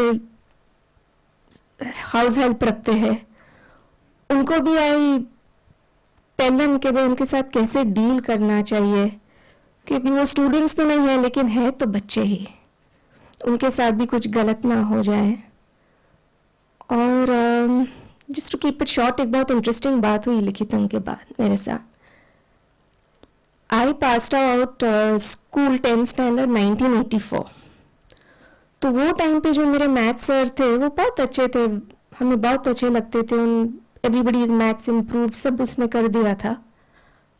last year Times of India का फर्स्ट पेज पे उनका था, वो अभी कोचिंग क्लास चलाते हैं, that this and this sir has been held for trying to touch कोई लड़की इनअप्रोप्रिएटली। उन्होंने ये सब, the girl's mother has gone and filed a case, this that. थोड़ी सब और भी ज्वाइन हुए, और हम सब अभी तक we are very much in touch with the school and school friends. तो हमने वो, मेरे फ्रेंड्स ने वो काउंटर मूवमेंट चालू किया, वो पिटिशन साइन करा कि sir is not like that, he is framed, ये वो। अब जब मेरे पास आया तो I couldn't sign it immediately, क्योंकि मैंने पढ़ा था, कभी सब ऐसे ही होता कि ऑल दीज थिंग्स हमारे साथ नहीं होता, ये तो सब दूसरों के साथ होता है। और जब मैंने पढ़ा तो मेरे फ्रेंड्स तो मैं आपने साइन नहीं किया है वो, तो मुझे पहली बार एक लगा कि नहीं, मुझे वो बच्ची को थोड़ा बेनिफिट ऑफ डाउट देना चाहिए। वो क्यों ऐसे ही कभी बोलेगी, और कोई साजिश भी हो सकती है, आई डोंट नो, लेकिन एक बेनिफिट ऑफ डाउट तो देना चाहिए। तो that was the biggest test. वही टाइम लिखितंग के बाद मेरे लाइफ में आई, when I had to cross this barrier. और other than that what I can say, very nice everything, thank you. आप अभी कभी भी बुक फ्यूचर में दे तो मैं सबके सामने कहती हूँ मुझे एक डेडलाइन दिया कीजिए, क्योंकि मैं डेडलाइन से ही काम करती हूँ। इनको मुझे लाइफलाइन देनी है और आपको मुझे डेडलाइन देनी है, समझ गई? I get it. डेडलाइन का काम मैं इनको दे देती हूँ, लाइफलाइन का काम मैं ले लेती हूँ। ओके, आई थिंक लिखितंग बुक के बारे में मुझे ये कहना चाहिए आपको भी। हिंदी में जो जब राजकमल के पास लिखितंग गई थी, उनको ऐसा लगा कि ये सब कहानियां हैं, और the very reason why he became, वो जो मुझे एग्रीमेंट में क्रॉस कराने का कहा ना, वो उस स्टेटमेंट के बाद था। मैंने कहा कि नहीं सर, ये कहानियां नहीं है, ये सच्ची घटना ही, वो बच्चे ने खुद अपने हाथ से लिखा हुआ खत है। उनको लगा हमने कहानियां क्रिएट की है ताकि लोगों को सेंसिटाइज किया जाए। So he was very happy about the book. But the moment I said, he read it again, he said I can believe this. I said yes, teenagers, youngsters have written this right ditto, जो उनको कहना है वो feeling के साथ वही। He was so impressed. फिर उनको लगा कि ये मूवमेंट है, ये सच जेन्युइन मूवमेंट है जिसको सपोर्ट करना चाहिए। So I think that is the crux of Likhitang book. It is not fiction, it is real life story, and that is why पढ़ेंगे तो एक चैलेंज है कि आप बुक बंद कर देंगे आफ्टर एवरी 2-3 पैराग्राफ्स। आपको ऐसा लगेगा कि मैं अभी बुक बंद करके छोड़ दूं इसको। That's why. So I think yes. So conclude करने के लिए एक बहुत सुंदर कंक्लूजन है। जैसे किताबें हमने पब्लिश की है, वैसे एक बहुत सुंदर चीज हमने लास्ट ईयर पब्लिश की थी। That was the new Oasis logo, जो पूरा नया लोगो हमारा बना। जो पहले ओएसिस का डायग्राम था, वो डेजर्ट के बीच में वो पेड़ होता है, उसको कन्वर्ट करके हार्ट ऑफ एजुकेशन, जो वो लोगो जो हमने बनाया।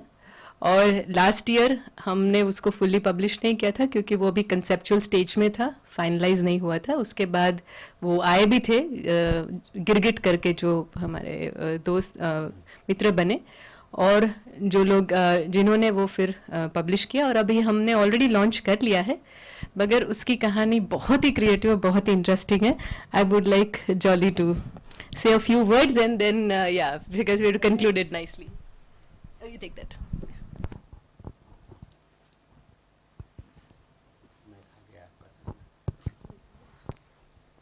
जब हमने 30 इयर्स के बाद नया लोगो बनाया और हमने तभी यूट्यूब चैनल पे वीडियोस डालना शुरू किया था, तो हमारी यंग टीम ने बोला कि जैसे डिज्नी की मूवी शुरू होती है या ड्रीम वर्क्स की मूवी शुरू होती है, तो उनका जैसे लोगो बनता है वैसे हमारा भी बनना चाहिए।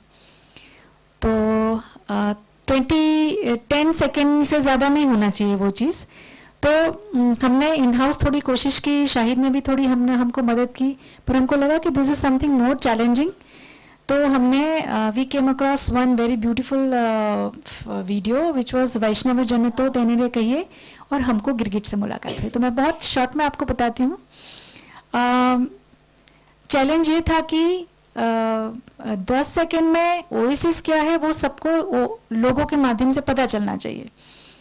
गिरगिट मेले हमने बहुत सारी स्टोरी बोर्ड्स बनाए, बैक टू बैक रिजेक्ट होते गए। हमने उनको एक 10 एसेंशियल चीज़ें होनी चाहिए उस मेकिंग में वो दी, जिसमें से एक ऐसी थी कि सब कुछ देखने के बाद में 9 आउट ऑफ 10 लोगों के चेहरे पे स्माइल आनी चाहिए।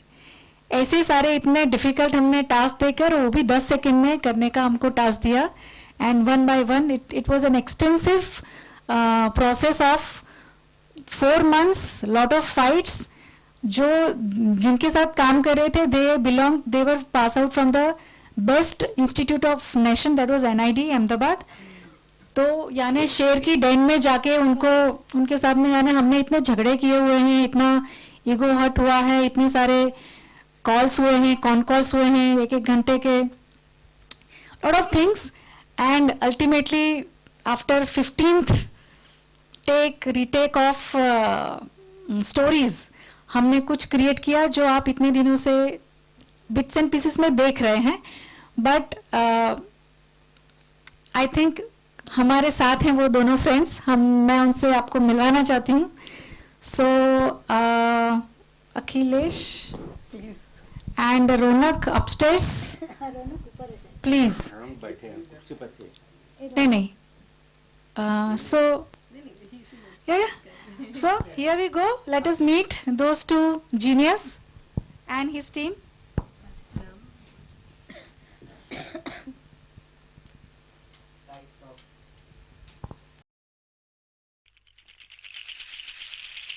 हाय दोस्तों, मेरा नाम स्वरूप है और मैं गिरगिट एनिमेशन डिज़ाइन स्टूडियो का को-फाउंडर डायरेक्टर हूँ। एनिमेशन फिल्म डिज़ाइनर हूँ, NID से पास आउट हूँ। हेलो दोस्तों, मैं तो ये नहीं कह सकता कि आप सबसे मिलके बहुत खुशी हुई क्योंकि मैं पर्दे के इस पार हूँ, लेकिन मैं समझ सकता हूँ क्योंकि जब मैं पिछली बार रिट्रीट पे आया था तो बहुत मजे किए थे, बहुत लोगों से मिला था। और हाँ, एक बात, वो खाना जब हम साथ में मिलके खाते हैं, बाहर जाके मस्त में बॉनफायर होता है, एक दूसरे से बातें करते हैं, एक दूसरे को जानते हैं, एक दूसरे की कहानियां सुनाते हैं, मैं सचमुच में वो चीज मैं मिस कर रहा हूँ। We are totally missing out, हमें वहाँ होना चाहिए था, बट क्या करें, काम बहुत सारा है, प्रोजेक्ट्स हैं। लेकिन इस बात की मुझे खुशी है कि जो पिछली बार मैं कर नहीं पाया था, जो ओएसिस का लोगो वीडियो, लेकिन इस बार वो पूरा हो चुका है। काफी यूनिक एक्सपीरियंस था हमारे लिए, क्योंकि यूजुअली हम लोग जब काम करते हैं तो हमें क्लाइंट की तरफ से एक ब्रीफ मिलता है कि हाँ हम ये अचीव करना चाहते हैं, तो हाँ आपको लोगो एनिमेशन बनाना है, हम ऐसा ऐसा करते हैं, ये हमारा वेबसाइट है, आप देख लीजिए। और फिर हम उस चीज़ को देखते हैं, स्टडी करते हैं और उसके हिसाब से फिर एक कंसेप्ट बना के यूजुअली ये प्रोसेस से हम काम करते हैं। बट जब शिवा और जॉली ने हमें कांटेक्ट किया कि हमें ये लोगो एनिमेशन बनाना है, तो वो ब्रीफ देने को ही तैयार नहीं थे। उन्होंने बोला नहीं, आपको तो ब्रीफ एक्सपीरियंस करने आना पड़ेगा। तो ये काफ़ी नया था हमारे लिए। उन्होंने बोला चलो ठीक है, आते हैं। तो मैं पहुंचा वहाँ पे ओएसिस के सेंटर में। वहाँ पे खुद को लकी फील करता हूँ कि मैं उस स्पेस में गया और वो टोटली काफ़ी डिफरेंट स्पेस है। उस स्पेस का ये जादू मैं बोलूँगा एक तरह से। और जब मैंने वो बच्चों से बात की, वहाँ पे कुछ बच्चे थे जो ऑलरेडी वो डिफरेंट कोर्सेज के थ्रू जा रहे थे और वो लोग उसमें पार्टिसिपेट कर रहे थे। तो जब मैंने उनसे बात की तो मुझे सबसे जो स्टार्टिंग चीज़ लगी कि सब बच्चे अपने एक्सपीरियंस से बात कर रहे थे। मतलब उनकी बातें सुन के ऐसा नहीं लग रहा था कि उन्होंने कहीं पे पढ़ा है या उन्हें कुछ सिखाया गया है, वो वैसे बता रहे हैं। वो जो भी शेयर कर रहे थे उनका फर्स्ट हैंड एक्सपीरियंस था, उन्होंने वो चीज़ें की थी, करके देखी थी और उस पर बात कर रहे थे। और धीरे धीरे मुझे समझ में आया कि क्यों शिवा और जॉली ने बोला कि आप वो ब्रीफ एक्सपीरियंस करने आओ, क्योंकि सच में अगर बोला जाए तो ओएसिस क्या काम करता है या उसका इम्पैक्ट क्या है और वो क्या करने की कोशिश कर रहा है, इसको शब्दों में ढालना काफ़ी डिफिकल्ट है। तो it was more of passing that feeling और वो फीलिंग को ग्रास्प करना और वो फीलिंग को फिर एक वीडियो के थ्रू निकालना, ये पूरा ऑब्जेक्टिव था। इस लोगों का जो पर्पस है कि इस लोगों को देख के थोड़ा सा समझ में आए कि ये किस बारे में है, क्या है, उसमें उनकी एक्साइटमेंट बढ़े, ओएसिस के बारे में वो ज्यादा जानने की जो चाहत है वो थोड़ी सी हो और इसका पर्पस सॉल्व हो। और मुझे याद भी है कि वो ब्रीफ था कि 10 लोगों में से 9 लोगों के चेहरे पे स्माइल आनी चाहिए। राइट फ्रॉम ब्रीफ देने से पूरा प्रोसेस जो था हमारा एनिमेशन बनाने का वो भी काफ़ी डायनामिक था। Shiva Jolly literally they were trying to squeeze the creativity out of us. हमने ऑलमोस्ट शायद 15 या 16 कंसेप्ट क्रैक किए होंगे और हर बार ये होता था कि हाँ ये अच्छा है बट इससे और थोड़ा कुछ अच्छा हो सकता है क्या। और हम लोग भी हार नहीं मानते, हम लोग बोलते कि नहीं ठीक है चलो सोचते हैं और कुछ अच्छा हो सकता है क्या। और फिर फाइनली एक स्टोरी लाइन पे हमने बॉइल डाउन किया, उस पर सब लोगों का टेंटेटिव रजामंदी आया। फिर हमने उसको स्टोरी बोर्ड में डेवलप करके फिर उसके आर्ट ट्रीटमेंट्स अनुज ने हमारी टीम से किया और टीम में सब लोगों ने कंट्रीब्यूट करते हुए धीरे धीरे हमने वो टोटल वीडियो बनाया। और म्यूजिक में ट्रॉय ने बहुत अच्छा काम किया, आप लोगों को शायद म्यूजिक पसंद आया होगा। उसमें म्यूजिक की भी काफ़ी इंटरेस्टिंग कहानी थी उसकी कि उस पर ऐसे हमको बोल रहे थे कि वो जो इकबाल फिल्म का गाना है आशाएं, तो वो काफ़ी थीम सॉन्ग है ओएसिस का, तो वो किसी तरह आ सकता है क्या। But being a creative person हम लोग वो भी नहीं चाहते हैं कि एग्जैक्ट वो हम कोई गाना को कॉपी करें या उसको एक ऑर्गेनाइजेशन का थीम सॉन्ग में डालें। तो वो एसेंस को रखते हुए वो गाने को ना रखना भी एक चैलेंज था। तो ट्रॉय तो पागल हो गया था कि इस लोगों को कैसा फील दे रहे हो, मुझे कैसे काम करूँ। बट फिर उसने भी एज अ चैलेंज लिया उस चीज़ को और फिर आई थिंक काफ़ी अच्छा म्यूजिक क्रैक हुआ है। और ओवरऑल हमने कोशिश की है कि जो लाइवलीनेस है, जो हमने एक्सपीरियंस किया था ओएसिस में जाके, वो चीज़ को हम फिल्म में ला पाएँ और उसका एक करेक्ट एनालिसिस तो आप लोग कर पाओगे। आप लोग एज ऑडियंस कैसे उसको फील कर रहे हो, कैसे महसूस कर रहे हो। डेफिनेटली आई होप जॉली और शिवा हमसे शेयर करेंगे उनको कैसा फीडबैक मिला, आप सबका ओपिनियन, और हम जानना चाहेंगे कि कैसा लगा आप सबको।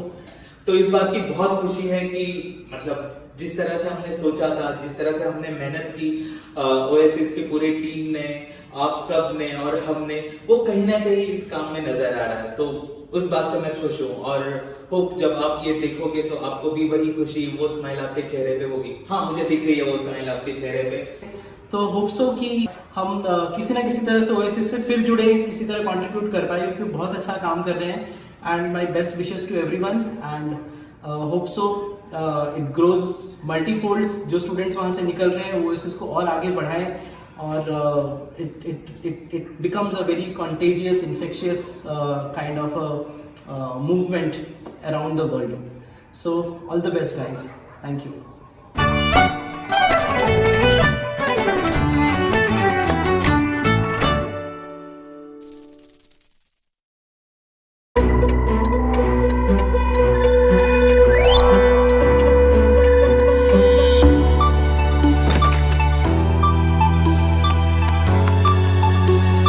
So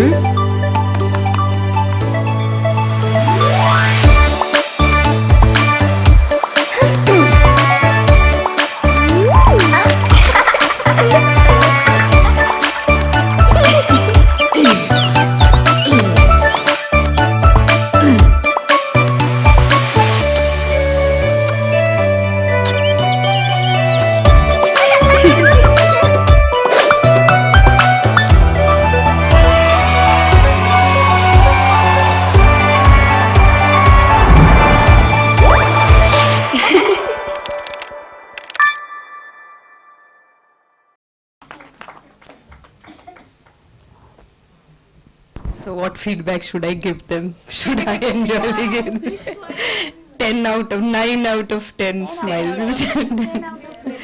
Yes. Thank you so much.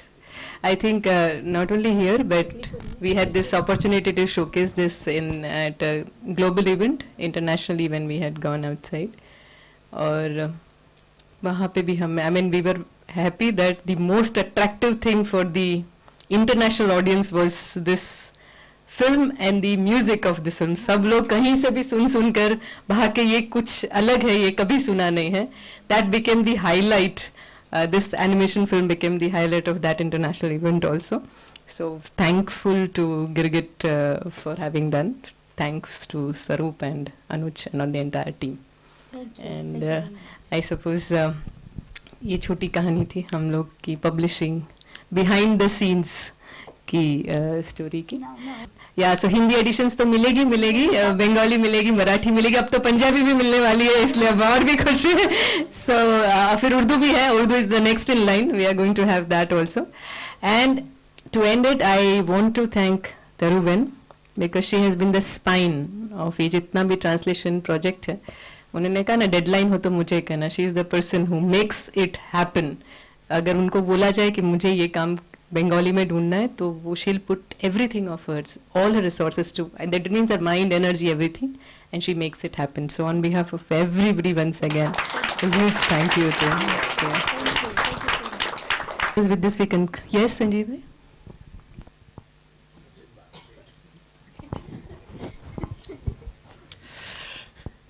I think मुझे एक दो चीज़ कहनी है, क्योंकि बहुत अच्छा माहौल है, बहुत अच्छा शेयरिंग हुआ.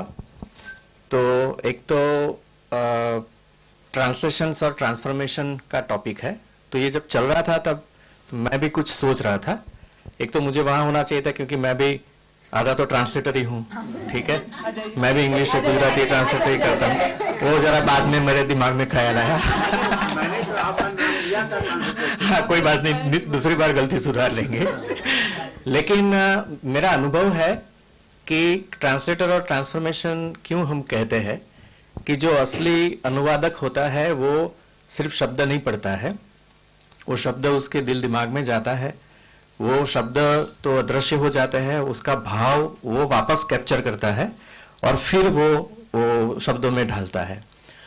तो ये उसका ट्रांसफॉर्मेशन ही है. वो शब्द का अनुवाद होता है तो ट्रांसफॉर्मेशन नहीं आता है, लेकिन जब भाव का अनुवाद होता है तो वो इंसान को कोई ना कोई स्तर पे बदले बिना छोड़ता नहीं है. ये एक बात है. और दूसरा एक पहलू भी बहुत इंपॉर्टेंट है जो मुझे खास कहने का मन हो गया कि हर रीडर भी अल्टीमेटली ट्रांसलेटर है. क्योंकि आप अगर सिर्फ भाषा पढ़ोगे तो वो रीडिंग नहीं है. तो जो भी आदमी सच में पढ़ता है तो वो उसका जो अर्थ है, उसका जो मर्म है, उसका जो भाव है, उसका जो संदेश है, उसको पलटता है शब्द में. शब्द रह जाते हैं और वो हमारी केमिकल सिस्टम का कोई हिस्सा हो जाता है. तो हर रीडर है वो कोई ना कोई एक स्तर पे वो हमेशा ट्रांसलेटर होता है. तो मुझे लगा कि फिलोसॉफी मेरा सब्जेक्ट है तो कुछ दो चीज मैं बता दूं. Yes yes, everybody is a translator. और एक चीज, क्योंकि शिबा और तरुबेन लीडर थे तो मुझे पता था कि वो लोग नहीं बोलेंगे, इसलिए खास मैं ये सेशन में आया हूँ कि उन दोनों की जो पैर है उन्होंने मिरेकल किया है. माँ ने जो मेहनत की है, और शिबा कहाँ कहाँ दौड़ती है, बॉम्बे दौड़ती है, पुणे जाती है, दिल्ली जाती है. वो सब जानते हैं कि ओएसिस चलता है, उसमें शिबा का कितना बड़ा योगदान है. अकेले हाथ पे कश्मीर किया है उसने, फंड रेजिंग का, हम जिसको फ्रेंड्स रेजिंग कहते हैं, उसका भी वो बैकबोन है। उसके लिए ये नया एडवेंचर था, पूरी नई प्लेटफॉर्म थी, लेकिन उसमें लास्ट ईयर बहुत बड़ा ये ब्रेक थ्रू है और बहुत ओरिजिनल और जिसको दिली बोलते हैं, यू नो, ऑथेंटिक और बहुत हार्टी रिलेशनशिप्स वो क्रिएट करती है। तो मुझे लगता है कि दोनों की जो टीम है, बैकबोन है तरुबेन, उनका जो नेटवर्किंग है और वो जो प्यार है, और शिबा ने जो जादू किया है वापस रिलेशनशिप में, आई थिंक दोनों को एक स्टैंडिंग, क्योंकि लिटरेचर है बहुत इंपॉर्टेंट है और मुझे लगता है कि ये बहुत दूर जाने वाली चीज उन्होंने शुरू की।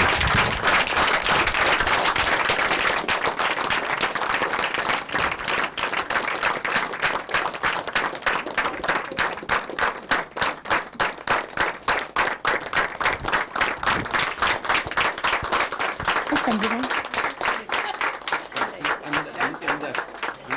मुझे दिखते नहीं है संजय भाई। नहीं, I wanted to add something. आज शिबा ने जो सब पब्लिशर्स के बारे में बताया कि अननोन पब्लिशर्स थे, दूसरी लैंग्वेज के थे, और शिबा के ये तो फील्ड नहीं था पब्लिशर के साथ, but I have been a witness, क्योंकि एक दो मुलाकात पब्लिशर के साथ हम लोग ने साथ में की थी, और उसके पहले भी जब हम कम्युनिकेट करते थे पब्लिशर से, तो शिबा लेटर लिखती थी जो उनको, and definitely she share it with me, तो वो पढ़ के मैं सोचती थी कि ये पढ़ के कौन इसमें गिरने की हाँ नहीं बोलेगा, anybody would be a game for it, अफलातून। तो कम्युनिकेशन जो शिबा का है, and that doesn't come without conviction. She knows that what this book is and what the translation is. So the creator, the translator, and she the communicator. And you the backbone. Thank you. Amazing.